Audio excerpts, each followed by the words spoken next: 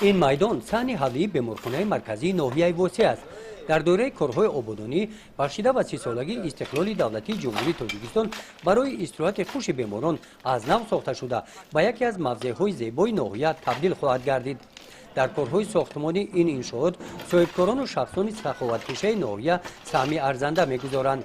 ساکن ناحیه وسیع امیرعلی ابراهیموف سال گذشته با مقدار 70,000 سومانی در دو شعبه بیمارخانه مرکزی ناحیه کارهای تعمیر و از نوسازی را به انجام رسانیده. امسال در کارهای آبادانی این گوشه سهم ارزنده خود را میگذارد. کارهای قبولزار نمودن درآمدگاه گلگشت را او میسازد. که دستور پولشوی پیشوی ملت که با تمام سازگار مراجعت کرده گفته حرکت میکنیم که ما دستور پولشوی پیشوی ملت رو به قدر امکان به طور زورسته انجام برسونیم. خدمت خودمون را نسبت وطن داری کنیم. با اقدام امیرعلی ابراهیموف مسافه زیاده از 100 متر راهروهای حولی بیمارخانه سفالک پوش کرده شده برای شناییدن نیازهای آرایشی و سویافکن در شفت راهروها شرایط‌های مساعد فراهم آورده شدند.